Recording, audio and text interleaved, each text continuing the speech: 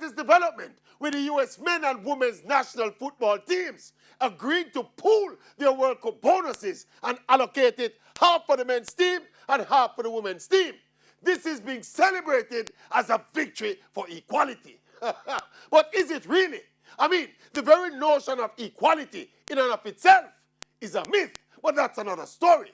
This is what I call political equality. First of all, in terms of the business and the money-making capacity of football, men's football and women's football are not equal, indexed by the disparity in the money generated by men's football compared to women's football across the world.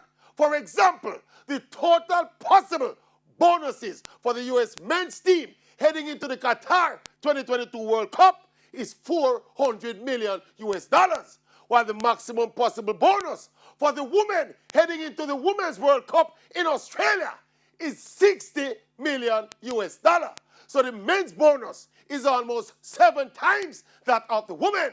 With this new agreement, the combined pool for both World Cups will be $460 million US, split down the middle. So basically, what is happening here is that this new agreement is taking money that the men earn and give it to the women.